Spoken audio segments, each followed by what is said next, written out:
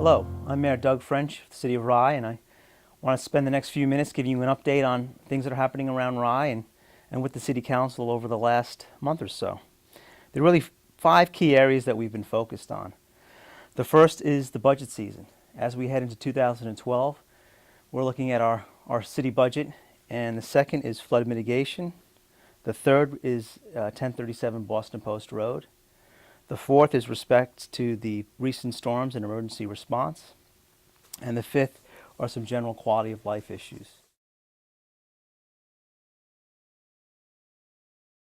With respect to the budget, this will be another difficult budget season for the city. It's really not about doing more with less, it's really about just maintaining what we have.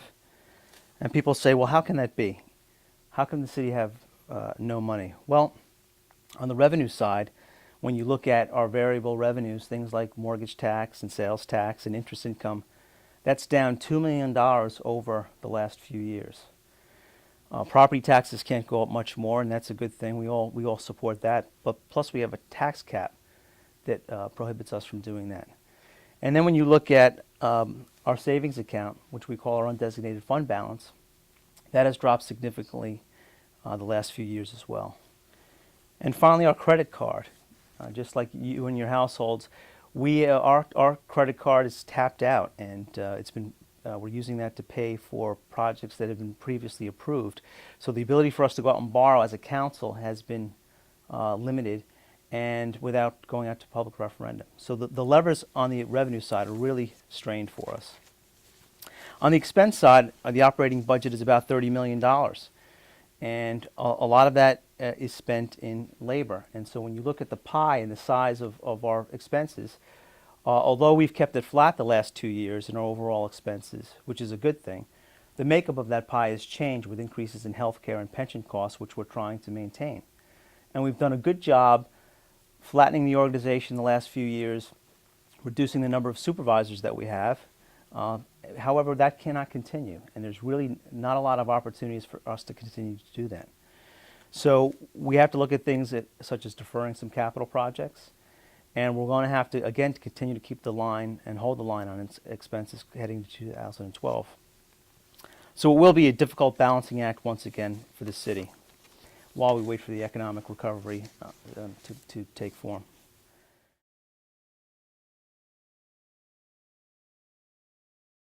The next item is flood mitigation, and there are really four pillars around the city's flood plan. The first is to rebuild safely and smartly, and we've done that as the building department works with residents as they look to elevate their mechanicals and their electrical boxes. There's one thing we know for sure, that's that electricity and water do not mix, and so we've made sure that we have electrical boxes elevated above the floodplain so that when Con Edison comes in during a storm, that they don't have to turn off the power because there's electricity below the floodplain. The other thing that we've done is we have looked at downstream mitigation. We've cleaned the brook. We have done an excellent job at that. We have we're calling all of our boards and commissions. We just passed a resolution that will help us scrutinize applications before the boards and commissions more tightly, that look at flood impacts and the impacts around the community. We will be appointing a permanent flood action committee with a council liaison to help us do that as well. Third, we're also monitoring development upstream, working with the county and our surrounding partners with Harrison and Rybrook on development to make sure that retention of stormwater is detained upstream at those sites. And lastly, it's our upstream retention projects. There are three primarily that we're focused on right now. One, as everybody knows, is the sluice gate, and that's going to help regulate water flow coming downstream, because we're about 500 feet below elevation when you look up at the county airport. And that project has taken some time. It's been a concept for a few years, but the last 2 years we focused on securing the funding, most recently with New York State in May. We got the final $400,000. And working with Rybrook on the site plan and getting approval on that. That public hearing will be November 22nd, and we expect to move to bidding after that. The second project within our flood projects is expanding the upper pond, which sits right behind the Bowman Dam.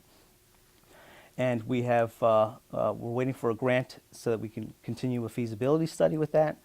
And that will tell us how much this project will cost. We're estimating about $7 million. The big challenge, though, is going to be getting consensus around Rye that this is one area that we want to spend significant dollars, because right now there's not a consensus. I believe that flood mitigation is a primary issue for us, and I think it's something that we should continue to address. And so when we have that information, we will bring that to the public. And finally, the third project is a retention pond up and around Anderson Hill Road and SUNY Purchase. And we've done some exploratory meetings with that already and are starting to align our partners in how we would make something like that happen. And again, this is all about retaining water upstream.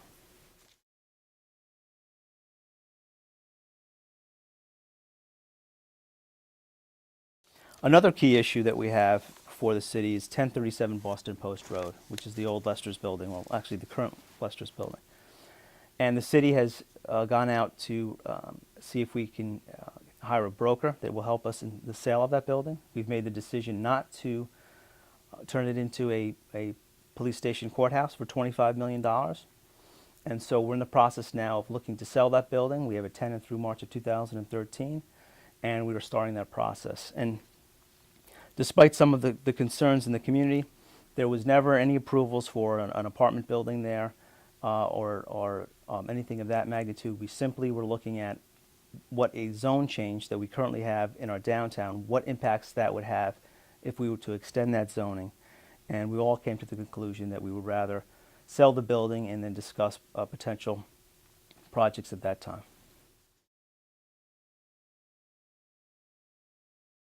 The other area I want to talk about is storm and emergency management. One of the things that we've seen the last year with aggressive weather, with snow and rain and flooding, is the response of the utilities companies.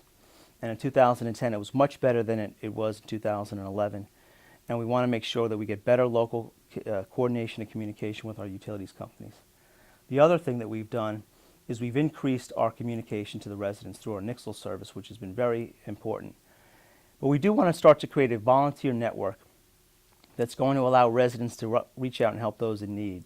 And we've talked with the YMCA and SPRI about the best way, which is our senior organization, that we can coordinate residents and their ability to help those in need, whether it's picking up, cleaning up after storms, or having a home where somebody can go, or with transportation. So there are a number of things that we can do. It's similar to the school's caring committee. When tragedies happen, this would be something similar to that, but it would be coordinated through the city.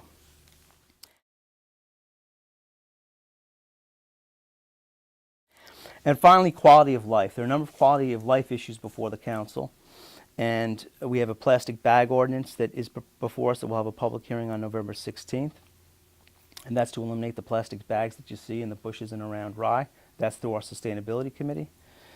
We have a tree ordinance that we're reviewing that will come before the public in terms of clear cutting of trees. Rye Town Park and access to the Rye Town Park beach is something that we'd like to do, open the beach during the off-season for residents. And we'll continue our focus on pedestrian safety and those types of projects. So when you look at the budget, flood mitigation, the sale of 1037 Boston Post Road, our storm response, and just general quality of life issues, there is a lot that the city is dealing with right now. But your feedback has been tremendously helpful in helping us shape those policies and our response in those areas. And we want to continue the dialogue, and so this is why we're doing this, is just to give the community a summary of what's been going on. We have our website, we have our meetings, and we also want to now be able to communicate to you through this medium as well. Thank you very much, and mayor@ryny.gov if you have any questions or would like to speak further. Thank you.